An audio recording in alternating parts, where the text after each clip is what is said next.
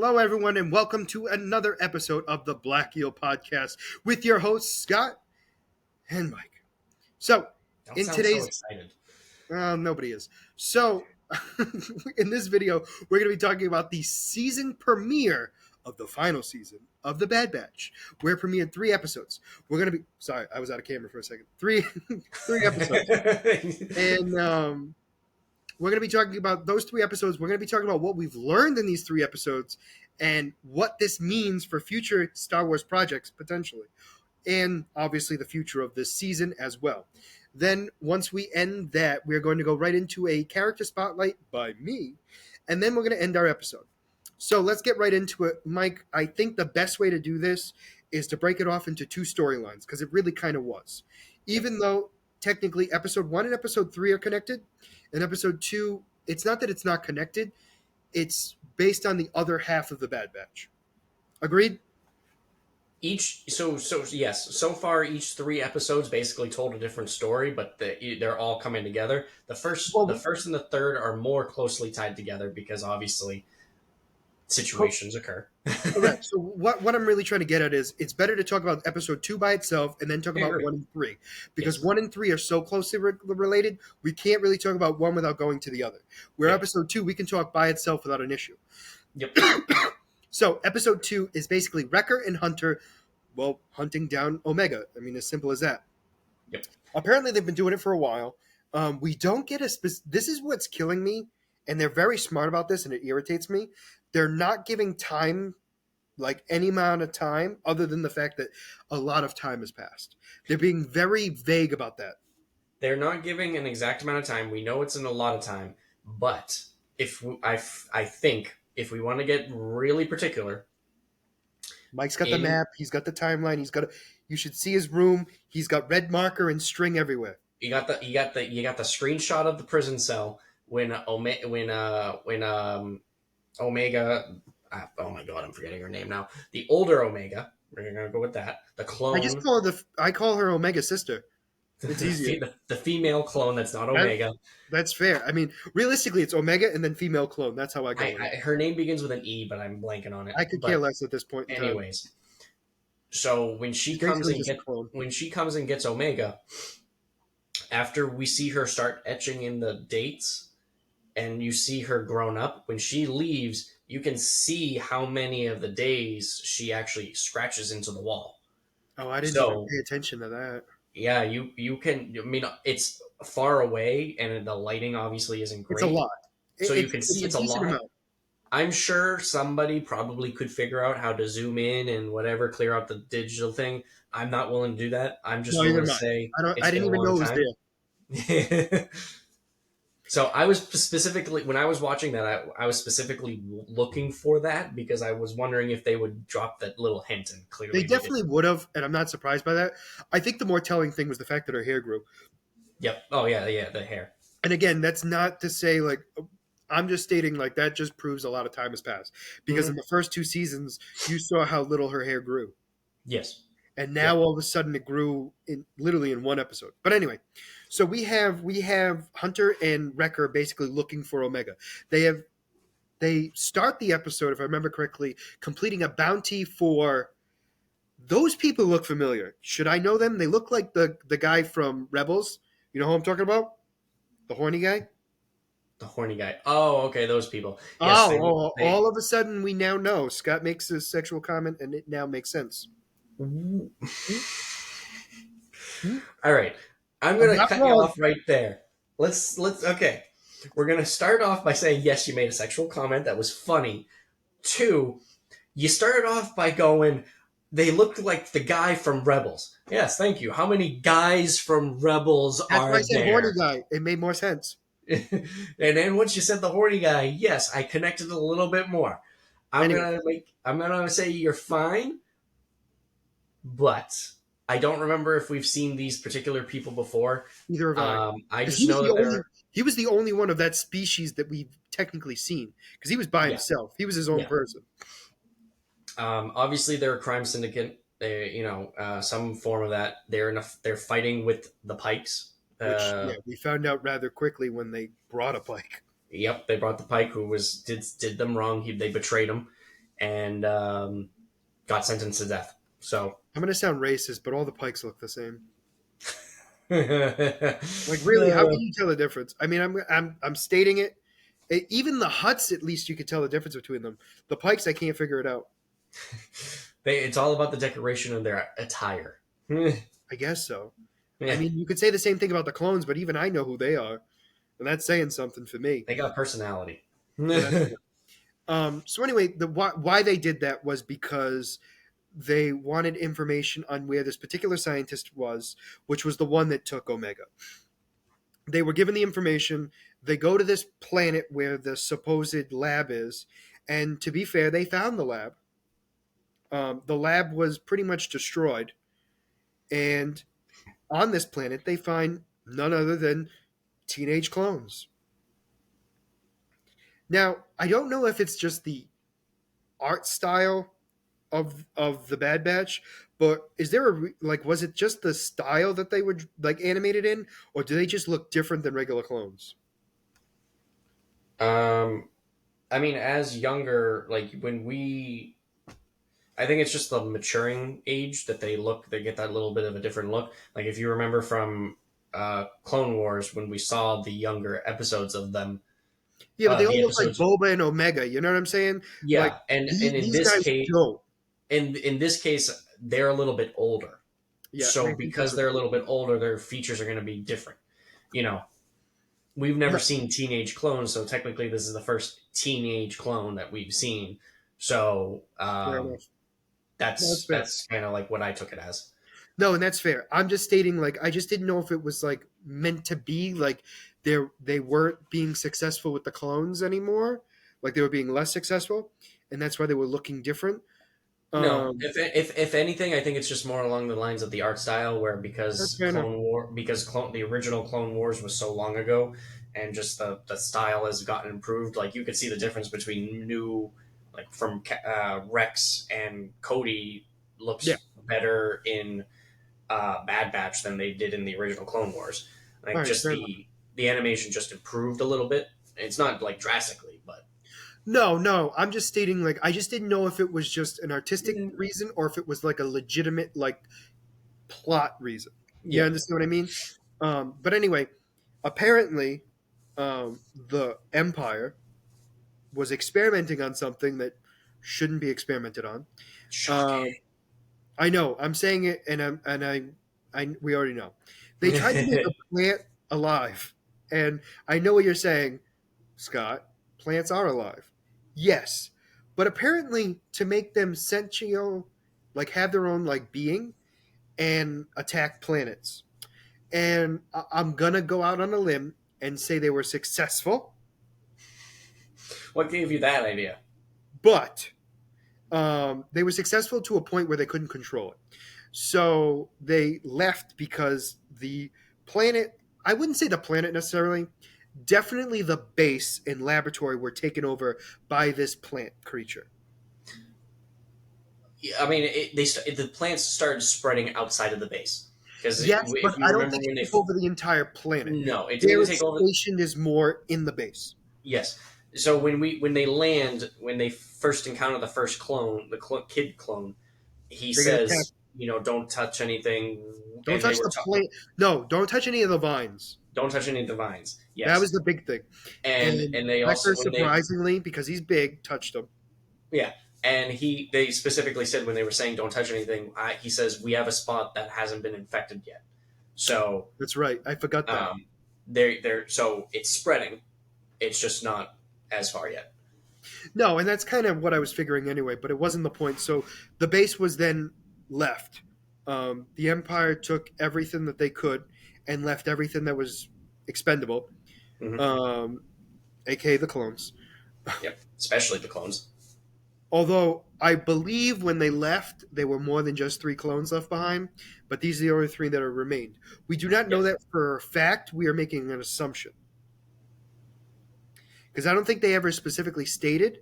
But that being said, it wouldn't be surprising.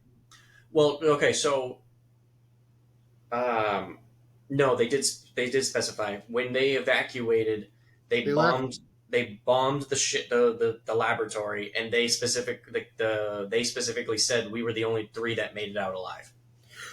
Correct. But what I'm stating is they were the only three that lived. And what I mean by that is, like, once they left, they were the only three left. And I know that sounds weird to say because they blew up everyone else, but like it wasn't the plant, is more of what I'm getting at. Oh, I mean, yeah. But yes, you're right. They did state that. So anyway, they meet the other clone teenagers, and they're trying to get help for trying to figure out where Omega is. Reluctantly, they give the information, and one of the clones goes to help them. They get there, they find the module. They had to bring the support droid. Is that what he is? Yeah. So they had to bring the support droid because they needed a power source so they could upload the computer schematics, so they knew where the next base was. So they go there, they get there, they get attacked by the plants once, they destroy it, and then a little piece of it like breaks off and runs away. Um, and then they get to the main part of the base where they finally get they start downloading the information, and that's when we see the big plant. The main plant, I guess you would say, I don't know, the mother plant. I don't know how to I mean, describe. I just say like the actual plant. So, does this plant remind you of another creature in Star Wars? Yep, the one that ate Boba Fett. Snorlax pit. Yep. So that's the first thing I thought of when I physically saw the mouth come up. I did not think of it until I saw the mouth, right? Yep. And then I literally was like, they made a plant Sarlacc. Sarlacc pit. Thank you. And is it just called a Sarlacc, or is it literally called Sarlacc pit? I mean, I think it's a Sarlacc, and then it lives in It's the a Sarlacc Sarlacc pit. pit. Anyway, so this creature now is trying to attack them. We think the other two clones, the teenagers, are going to just take their ship and leave. Turns out they decided to come and help. The plant now wraps completely around the ship, ready to destroy it, and they have to literally dump their entire supply of explosives into the mouth of this thing, blow it up, and then they were able to escape. And all they got is a district? No, what is it called? Region? A coordinate, not a coordinate. Quadrant? Quadrant. Quadrant. Yes, thank you. Thank you. Quadrant. I'm like, I know, it's like a big area, but it's an area. Yeah. So they at least had a place to start, and they were going to drop off the three clones at a beach property, maybe a planet they've been before. I don't know. It is. I mean, let's be honest. That's the only beachfront property they've seen. So they're going to drop them off there and then head to that quadrant to try to find Omega, and that's how their story ends. So one of the big things I wanted to talk about before we get into the meat and potatoes of this premiere is they are really, really trying to like create creatures and like how do I want to phrase this? It's basically their cloning. They're basically using the cloning engineering program, right? And trying to splice DNA and try to combine it together to create creatures that are under their control. Yeah, they're trying to make basically mass produce weapons of destruction. Granted, they want to control them, which they have not been. I don't think they've been successful at controlling anything they've created. So far, no, because we've seen the creature from season 2 of Bad Batch that they created and couldn't control, and now which we've seen before. We have seen the animal before, but now it had been enhanced. Correct. And now we've seen the plant pit thing, and whatever you want to call it. And then realistically, the clones were the only ones they could control, and even that they didn't have full control over forever. Yep, it was only because of the chip. Correct, and once the chip, as time went on, it was done. Yep. Once the chip was used, the effects started to wear off, and then clones are starting to realize what's been going on. They started revolting, and now they're in their situation where they are now. Correct. All right, now let's move on to what, in my opinion, like the toughest part to watch. Oh, and I don't mean that as to be like, oh, it was boring. No, it was emotional a little bit. Omega is basically being the clone creator's personal assistant. Part of her job, huh? The Kaminoan. Yep. I'm not gonna be able to say it, so I'm gonna keep saying how I say it. Here's the thing: I'm not afraid to admit I can't say it, so I'm gonna keep saying it the way I've been saying it. So she's basically her personal assistant, right? So part of her job is to collect all of the blood samples that the female clone has extracted from all the other clones, including Omega. Now, when we see her drop off the blood samples, um, the clone creator realizes that they've taken Omega's DNA, and because of that, she then destroys the DNA sample and states that nobody should ever know. Don't tell anybody. And if anybody finds out or scans your blood, you will be hunted down more than you ever have been. Yep. And that's kind of like where it gets left off, and it, in the sense of that piece for a while. And Omega just goes with the flow, right? She's kind of like, okay, I'll make sure to do that. So days go by, right? She sees Crosshairs. Crosshairs doesn't want anything to do with her. She's trying to convince him to figure out and help her come up with a plan to escape. And he's like, I've already tried and failed. It ain't worth it. And she's like, well, we could do this together. And he's like, why? If I had the chance, I would have done it by myself and I would have left you here. And she's like, well, I wouldn't. And he goes, you're too trusting. That's part of your problem. And so this goes on. She then befriends a creature, or tries to befriend a creature, then successfully does. I don't know what it is. It's like a pig defense creature for the base. I forget what they said it was. I forget the name of it. I just call it a pig defender. So the pig defender gets attacked, right? And she gives it medicine, and now it's domesticated, right?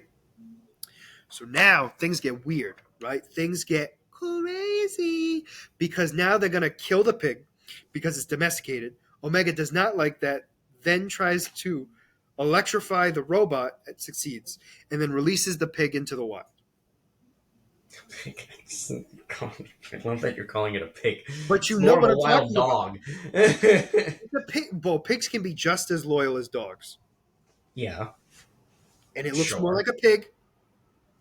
I'm going more with the dog just because it was barking.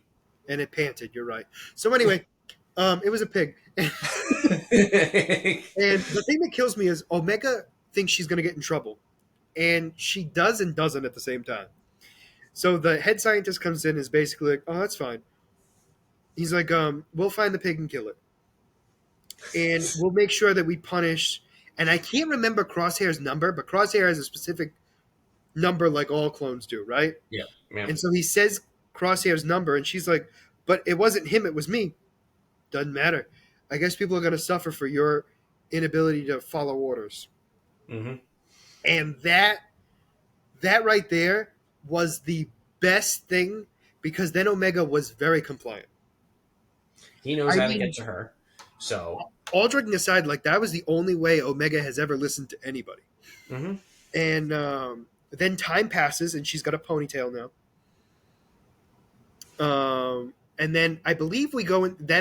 Now we go into episode 3. I forget where the cutoff is, but now the Emperor's come, and now everyone's scared. Everyone's scared. Like everyone is literally like everyone's clone trooper outfit is like filled, right? Like they need to change their pants. Like everyone's terrified, right? So we now have the Emperor coming, and now the head scientist goes up to the clone creator. I was going to try to say the name of the species. All right, let's. Okay, here. Can you remember her name? Oh, what's her name? Nala Se. So Nala Se, right? So Nala Se is being summoned by the head scientist to basically talk to the Emperor about where their progress is on the clones, right? So he's now stating that the female clone is going to do all the blood samples. Key here is the clone creator didn't delete Neil San. Nala Se. Did you okay. Nala Se, okay, didn't get a chance to delete and destroy Omega's DNA. And so she wanted to do it when she got back, but she got outranked. and the female clone decided to do it. So then she tells Omega to be like, "Hey, you got to grab my pin pad and you got to get out of here because once they read your DNA, you're dead." And so she now has to wing an escape plan, right? So she takes the pin pad, she goes to Crosshair, she helps him escape. The two of them are trying to come up with a plan to escape. They're going to take a shuttle. They can't because all the shuttles have been shut down. The only one that's available is the Emperor's, and Crosshair is like, eh. He's like, "I'm a good shot, but I'm going to die on that one. Let's go a different route." And they're like, "Well, I know this pig chute that we can go out of," and she's like, and so he's like, "This is stupid," but goes with her anyway. They destroy the robot. They sneak through the tunnel and try to escape. While this is going on, the Emperor is like, "How are things going?" And the head scientist is like, "Honestly, if I had more funding, this would be done." Yeah. Verbatim, what he said. And the Emperor's like, "You will have all my funds." And then he goes, "But don't tell people." Because even people on our side are going to think your work is blasphemy. So don't tell people. And he's like, "Well, maybe I should have like the Ministry of Science for the Empire, of the Imperial Order." And he's like, "We'll think about that. Keep working what you're doing. You have all the funds you need." And then the Emperor leaves. Well, he then finds out that Omega and Crosshairs have escaped. He then tries to block them into the pig chute, but the force field electric barrier is coming down, but it wasn't fast enough. They escaped, right? So they then get to the crash shuttle that we saw in the beginning of the season. Yep. They get inside. They are ready to take off. They have to shoot a bunch of people. Blah blah blah. They got attacked by a big creature where the pig came back and saved them. Blah blah blah. Right? Then she tells the pig to get on the ship, and the three of them take off. Well, now they're being pursued by the Imperial fighters, right? And that's when the female clone finally gets the DNA scan of Omega, and it flashes, it glows. It basically says, "Wing, ding, ding, ding, we have a winner," right? So she runs to the scientist and says, "Don't shoot her. She's the only one that can make the clone successful." And he's like, "Cancel all plans. Let him escape." They escape, and she's like, everyone's like, "You let him escape?" "Yes. Now that I have all the Emperor's money, we will hunt them down and get her back." And that's how it ends. Now, one of the key things I forgot to mention is the name of the project is Project Phoenix. The clone. Yeah. That's the only thing I didn't mention, but I feel like we were going to talk about it anyway, so it didn't matter. Yeah, not a big deal. So and I got to just ask so you know, I figured out, I remembered the name of the female clone. I know you're not going to remember. I don't even remember the creator of the clones. I already lost it. It's gone. You know, it's Emery. It's Emery. Emery, really? Anyway, it's gone. I know. It's actually funny. It's actually funny here, because it begins with an E. Because, nope, never mind. That was very stupid of me. Were you about to say Omega begins with an E? No. I was going to say because Echo is just like her, but then I realized, no, that's Tech, you idiot. And that's a Q and an E, and those don't go together.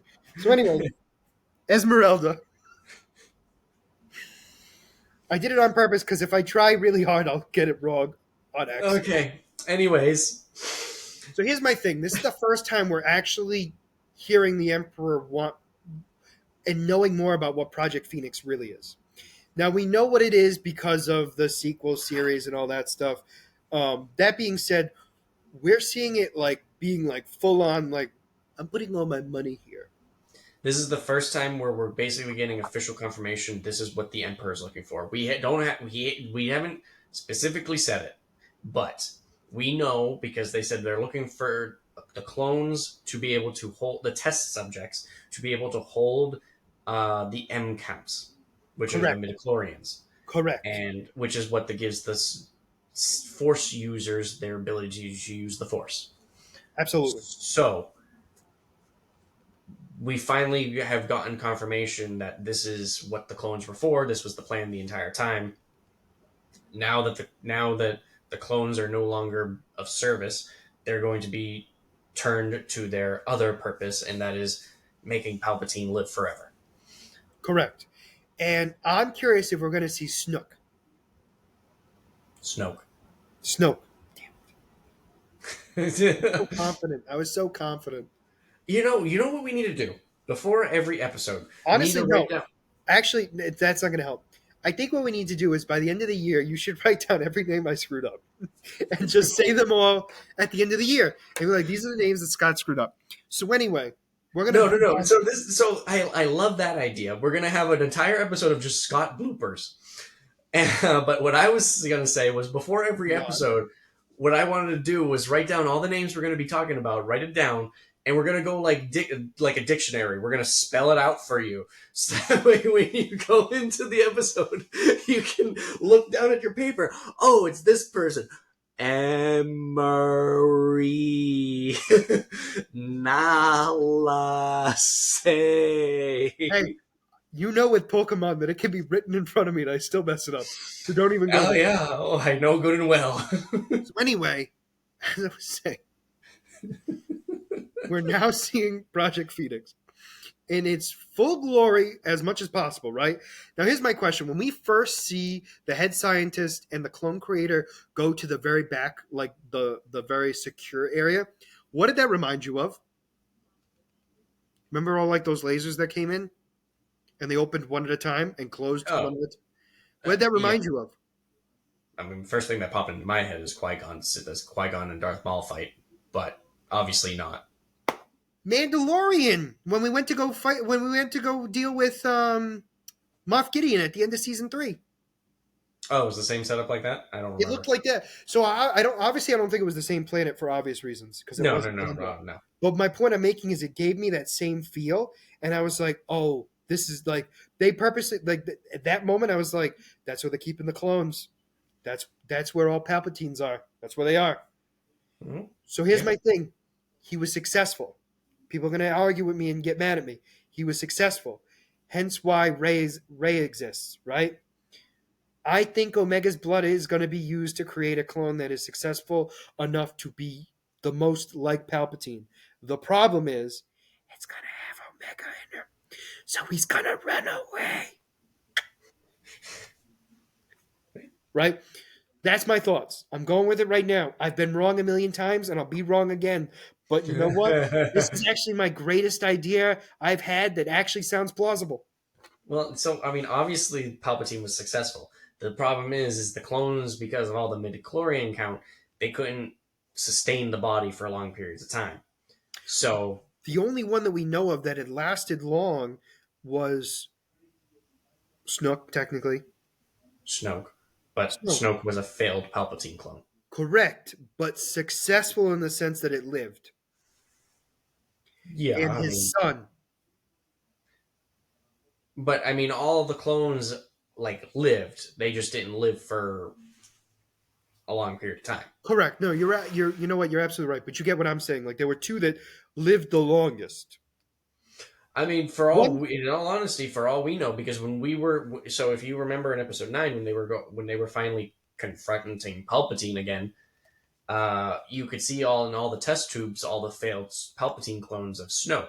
So for all we know, Snoke could have been one of many in charge, and nobody knew because Palpatine wanted to make sure. Because he had Snoke in control of everything. Snoke. I'm like specifically saying the name a bunch of times to get it in your thick skull, and you refuse to listen. I'm listening. I know who you're talking about. I just can't get the name out. Snoke. I swear to God. I swear. Snoke. So you're absolutely right. Snoke was in charge, but it could have been multiple Snokes. Agreed? I thought you just messed it up within one sentence, and you didn't. But I was about to say. I had to say it multiple times, and I'm gonna in a few sentences I'll forget. It's like stroke, but Snoke. I got it now. I need verbal cues. I'm not good. Words hurt, okay? Words hurt. So anyway, we're seeing all this. You survive at work. I don't say anybody's name. It's very helpful. one of the big things here is we're seeing this project really come together, and I'm very curious at how far we're going to see it, because this has been hinted like for a while. Like we obviously got the idea in the sequel series. I get that sequel trilogy, but like since Mandalorian, this has been like heavily hinted, but like it was never fully like ding ding ding, like this is what it is. Like it's been like slow build. Yep. I'm very curious at what happens. I don't know if we're going to actually see Project Phoenix fully in this season. We might have to wait until like a spin-off. I think they're gonna like complete it and it like fails kind of situation. Like they stop it, but because of the fact that they've done it successfully once, they're able to repeat it. And it might not like you said, you might have like they could do a create an Omega clone that could have Palpatine in it, and whatever they like it's that it decides to run away or whatever because it's part Omega. Um, and then it's like, okay, we figured it out once, we're able to do it again, but it won't be as successful because it's not like the one kind of situation where they don't have Boba, they don't have Jango, they don't have Omega, so they can't recreate a perfect clone. Correct. So because they don't have the perfect replication, they're going to continue to attempt it and just continue to fail because they don't have the final ingredient that they need. But No, you're absolutely right. Yeah, I mean that's pretty much what I'm thinking is we're gonna have the build of like the Empire hunting Omega down, which we should already know already. That mhm. shouldn't be a shock. I'm curious at how soon they actually reunite, because based on the trailer we saw and based on what we've seen, right? I don't think they're not gonna bump into each other anytime soon.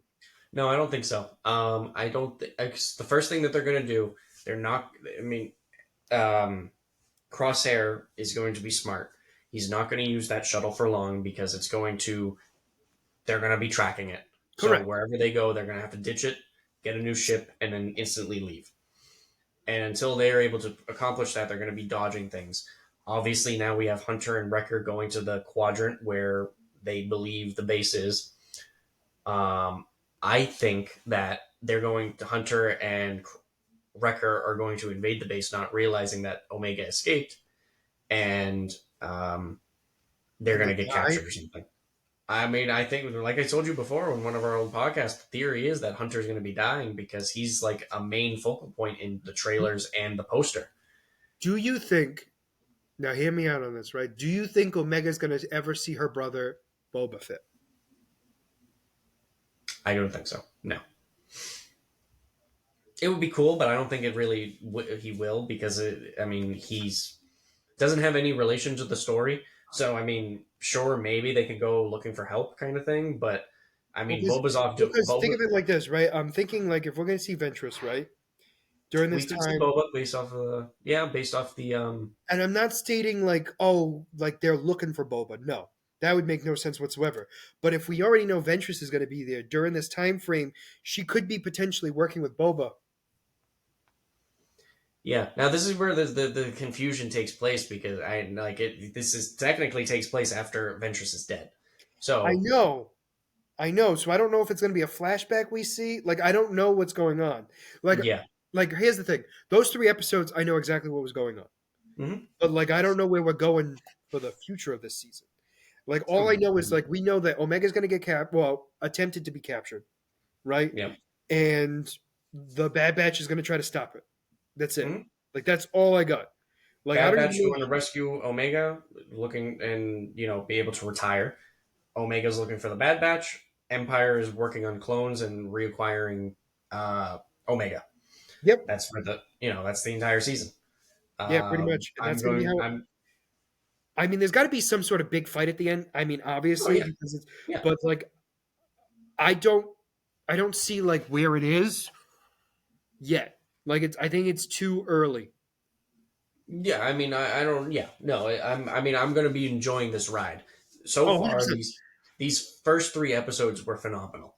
They were really good, They and were such great setups. and like just the introduction with the ship flying in, crash landing, and then the troopers getting murdered by The the creature. creature that we see at the end of episode 3. Absolutely great way to set the tone for the series. Absolutely, and I think that's what killed me too, because it's like, and it didn't mean anything until later. Yeah. And Like, obviously, it's like very much like, okay, we're going to see this creature. It's going to be a big deal. absolutely, absolutely, but I just didn't get it yet. You know what I mean? Yeah. Like the idea was, it's like that's going to be important, but I don't understand it yet. Like it's like, Yeah. when they show you something, and it's like, I got to remember that because that's going to be Yep. important later, but I don't know why you're going to be important. Yeah. Yeah. Yeah. But yeah, that was pretty much it. I mean, it was great 3 episodes in my opinion for sure. Anything else you want to add? No, I mean, I loved the ooh, excuse me. I loved seeing Palpatine and how involved he was getting and how serious he was. Obviously, like we said, bringing Palpatine into the episode means it's a big deal. It And means that, and I think the other thing too, and this is where it gets weird, is like when we've seen Project Phoenix, Palpatine has already been gone, mhm. right? Yep. So to see him being like hands on into this proves how very important it is, which we kind of knew already, but like Yep. now it like solidifies it. Yeah. No, definitely. And the fact that And it he's goes. keeping it a secret, because that guy's never going to be the chancellor of science, because then it will raise too many red flags of watching what he's doing. Yep.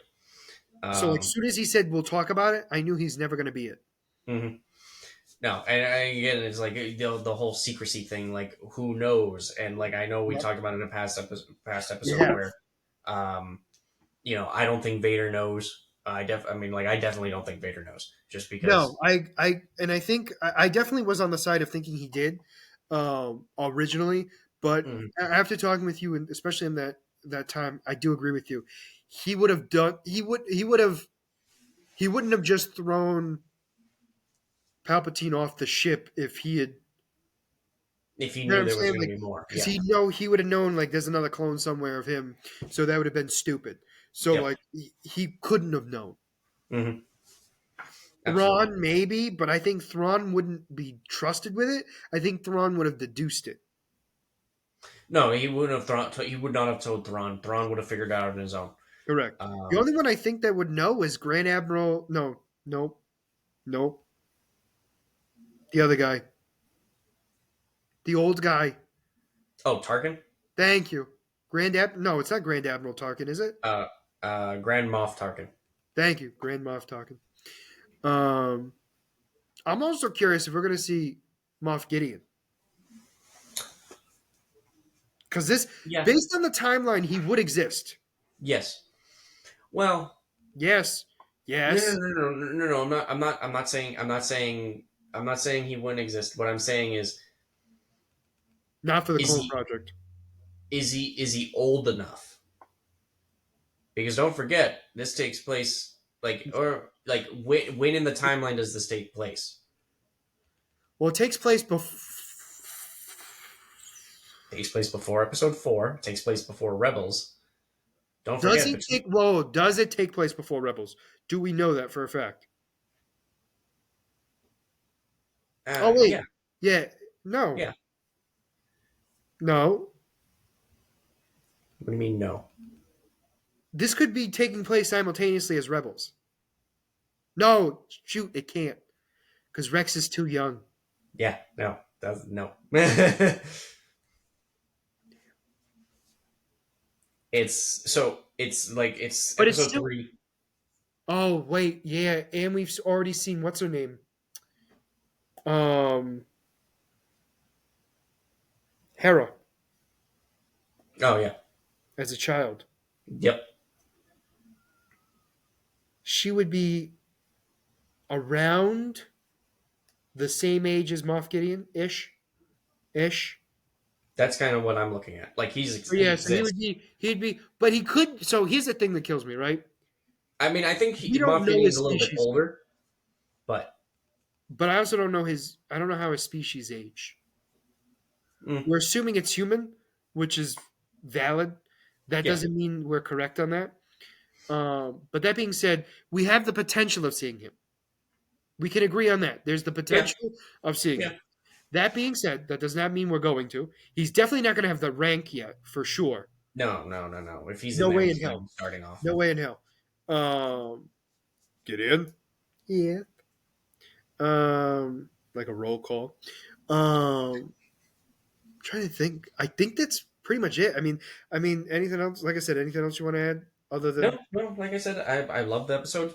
Can't wait for the next episode next week. And it's going to be a fun ride. And it's going to be I'm going to be enjoying every episode. Agreed. All right, so we're going to move on to my character spotlight. Now, Mike, what's coming up for Marvel? Oh yes, what do you want to add? Before we go to your character spotlight, just a quick 2-second Oh update. yes. We have an official release date for The Boys. Ooh, can I say? Because I remember it for once. Go right ahead. June 13th. I was so waiting for you to say it wrong. I knew I knew you were gonna let me because you were hoping I'd screw up. June 13th. You disappoint me. Yep. I'm proud of me. But if it was a name, go on. If they now, I'm going to be even more impressed. Did you remember it, or did you write it down so you wouldn't forget? No, I remembered it. I was proud of me. Oh, I was really proud of you. I'm too lazy to write it down.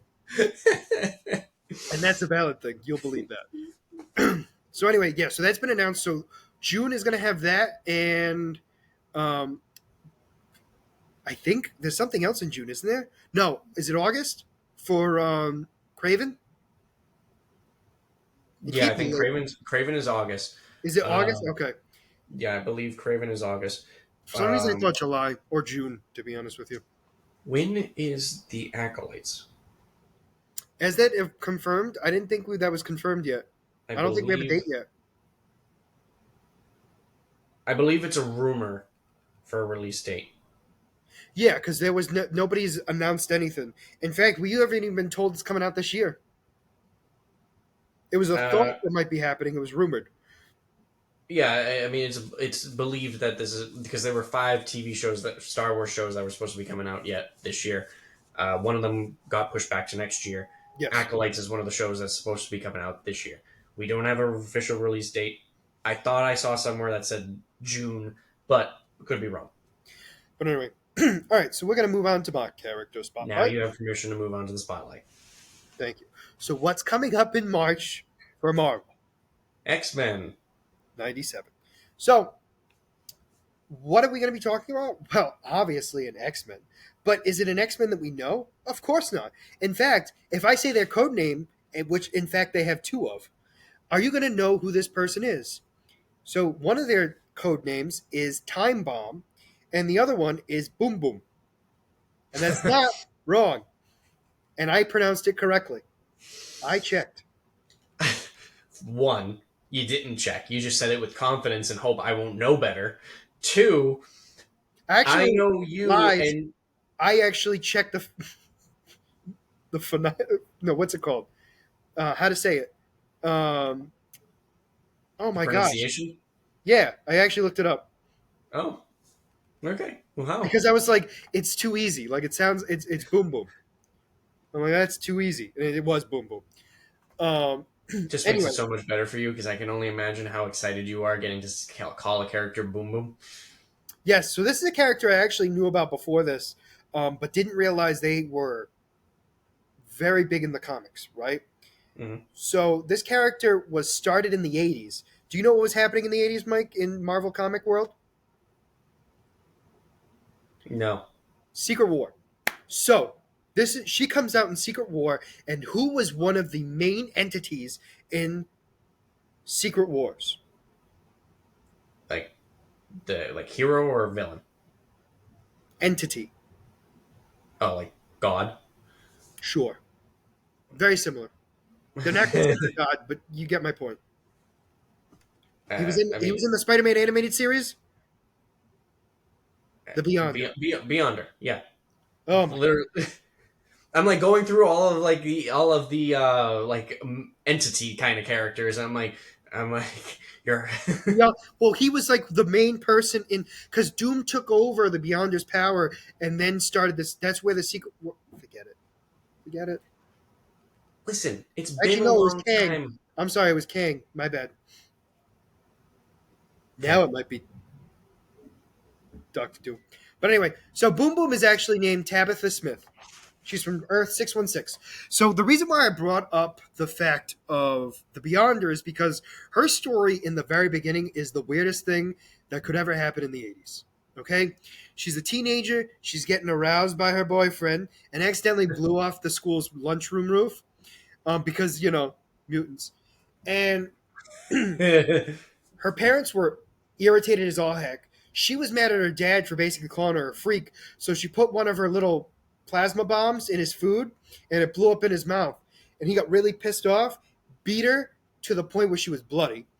Yeah, let's. They beat her until she was bloody, right? So she was like, "I'm leaving, and I'm never coming back." She finds out that there's this place in New York, Westchester County, which happened to be Xavier's School for the Gifted Youngsters. She decided to take a train to go there, right? And she was calling herself Time Bomb because she could set off those bombs at any moment she wanted to, right? So she thought. Well, near Washington, D.C., a train was wrecked on a whim by the cosmic entity calling itself the Beyonder. Well, Tabitha, because this creature was so powerful, assumed that he was a mutant. So, um, Tabitha accompanied the Beyonder. The Beyonder eventually abandoned her and then returned and took her to Xavier's school. The X-Men and the New Mutants attacked the Beyonder, who escaped, and because Beyonder was her only friend, she was scared and left and ran away.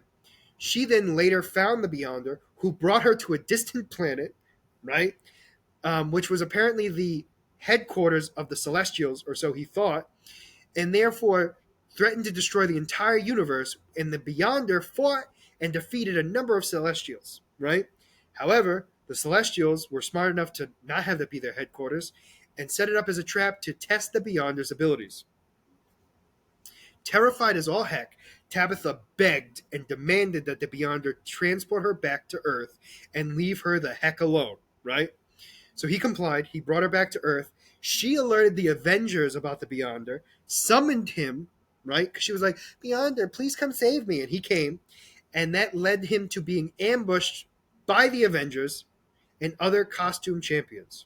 Before fleeing the scene, the Beyonder, who thought Tabitha being his friend, allowed the Avengers to defeat him and not kill them. And then he left. That's how her story starts. Okay? That right there is the weirdest start of anything, right? So anyway, she then joins the X Factor, and starts calling herself Boom Boom. Not even false, right? So before this, before she truly uh, joins the X Factor, she teams up with a mutant criminal known as Vanisher, who has a gang of thieves called the Fallen Angels, who teaches her how to steal. He, believing that Vanisher treated her badly, she decided to call the X Factor and be like, hey, this guy's bad. And so two mutants of the X Factor arrived, Beast and Iceman, who Tabitha changed her mind about turning him in and like used her time bomb on Iceman, who she flirted with as a prank, because she's funny. And then the two heroes go after her, right? Well, they capture her, and then decides to join the X Factor because comics, right? I'm like, this is ridiculous. This is what kills me because she she doesn't want to be a part of them and then joins them anyway. Mm. At one point, they just defeat Apocalypse. They X Factor then has their headquarters on Apocalypse's sentient ship. Do not ask me why. And then this is what kills me. Like she sets off bombs in Beast's lab, thinking it's funny, and Beast doesn't like that. I don't know if you know this. He doesn't like it, and because of that, Why? gets Why? really. Why wouldn't he? I know. He's a buzzkill apparently. So the whole thing is, it's like it becomes a huge issue, and she leaves. Right? Like this is like a repetitive thing that happens multiple times. FYI. So she then joins the Exterminators. So apparently, the group calls themselves the Exterminators because they decided to. They were, I guess, people who were knew about the X Factors and wanted to be called the Exterminators in honor of X Factor, right? Stupid. Personally, I just find it to be stupid. So she joins that group and tries to be a hero. Doesn't work out too well. She then joins the New Mutants because Exterminators don't, this is where it kills me. It's the Exterminators and the X Factor team up together and become and join the New Mutants. Don't ask me why. It's they were like, we're not as good together by ourselves, so we decided to do it this way. It was stupid as all heck, right? So then, because that doesn't work out, guess what she joins next? X Force. Because I can't believe it, right? She then changes her name. She seems to bounce around a lot. It's ridiculous, right?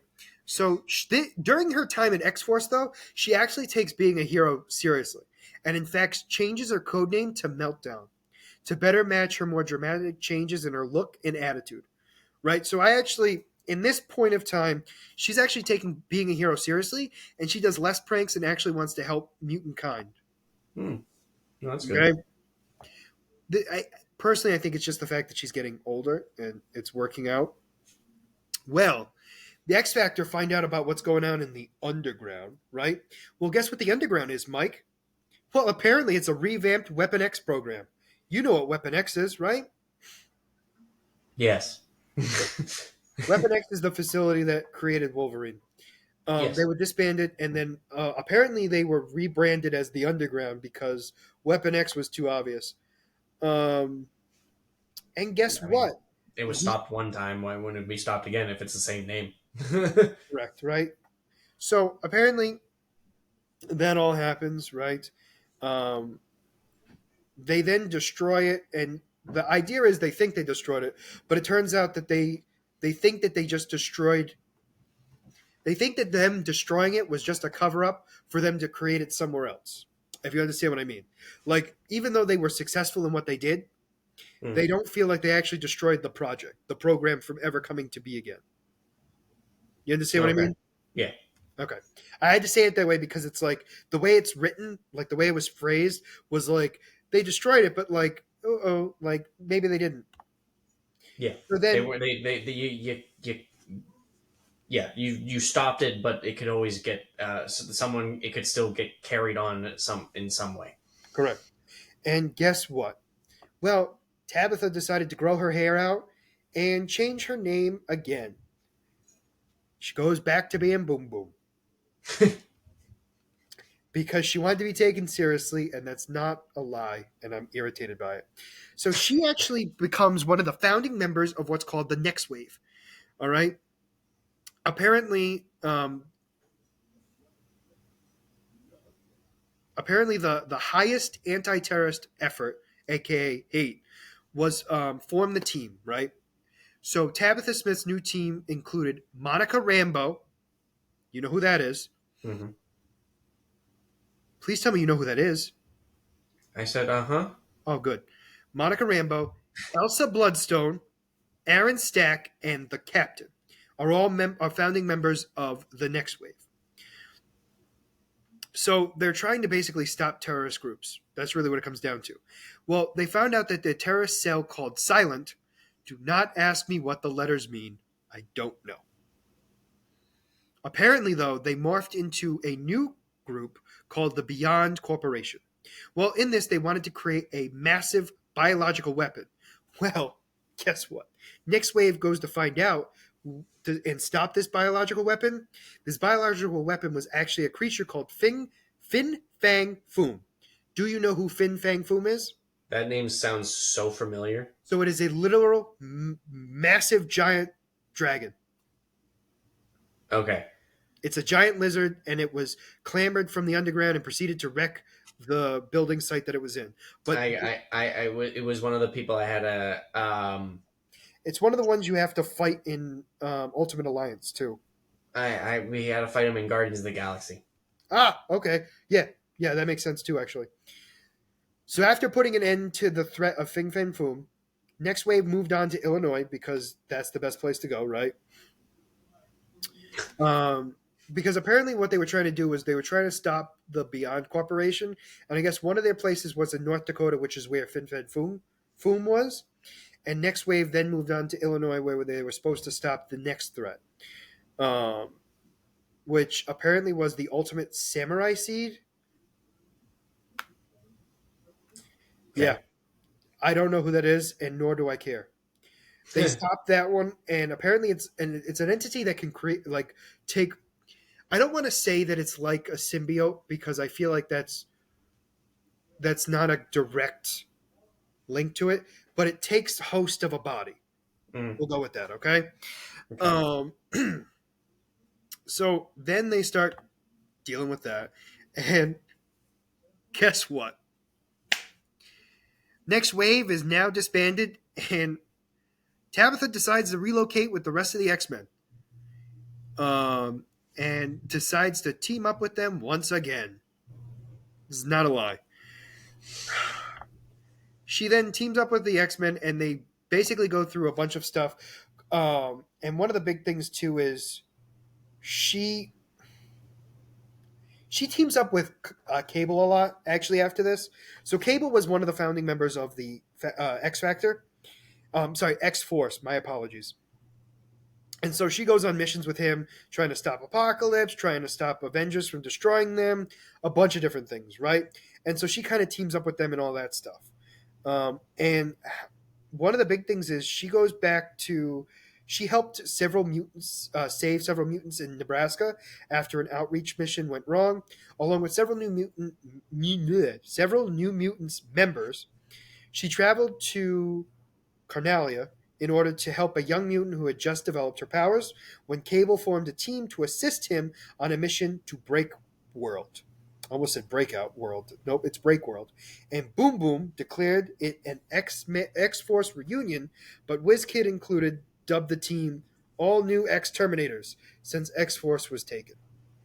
The team successfully managed to obtain the necessary break world technology, turning into a gun and appropriate for use where Cable was able to basically call on his allies whenever he needed it. And that was the end of her story so far. A little hectic at the end, but her story was hectic to begin with, in my opinion. She was basically a mutant that bounced around a lot, and Yep. her powers are called time bombs. She basically creates balls of plasma, which she can ignite at any moment, and they explode with concussive force. So they're not explosions necessarily, but they use a concussive explosion. She can create them the size of marbles, or she can produce them as large as beach balls. And when they're the size of beach balls, apparently they can smash tree trunks and even metal objects. Oh. Yeah. So as time went on, she was obviously able to utilize her abilities more predictable, but for the most part, her powers stayed the same. Even though she had more control over it, the size was pretty much the same. She could only go as big as a beach ball and as small as a marble, but she had more control over it and could basically you. She could time it better and exploding them much better than she did when she first started out, which should make sense. Yeah. So the power grid, as always, is out of 7 in Marvel, and obviously, her intelligence is a 2 because it's normal. Her strength is a 2 because it is also normal. Her speed is a 2 because it is also normal. And guess what, Mike? Her durability is also a 2 because it is normal. Normal. And her energy projection is a 4 because she has medium range. And her fighting skills are a 4 because she is an experienced fighter now. So overall, I'm interested in this character because she was basically kind of like a joke character to begin with. She was kind of like a knockoff Jubilee a little bit. In the sense of her powers and stuff like that, and kind of her personality, like kind of like the youngster who was like pranking and stuff, but then later on became her own little entity, I guess you would say. Mhm. Uh, And overall, I think it'd be kind of cool because what I'm going to be doing for the next character spotlights, including on my own channel, I'm going to be doing X-Men characters that have not been popular in shows and movies. Okay. So I'm kind of going through that thing because I want to show that like we might when we get the X-Men in, we might not get the roster we know. We might get a brand new roster, and I'm not going to be mad about it because they have a huge roster to pull from. So, thank you very much for listening. If you've been listening for this long, we very much appreciate a like and subscribe down below. But other than that, next week we're going to be talking about season 1 of the X-Men animated series, along with episode 4 of the Bad Batch final season. So to make sure you catch up on that, make sure you like and subscribe so you can keep track of when we're airing episodes. And as always, thank you for listening. Have a great night.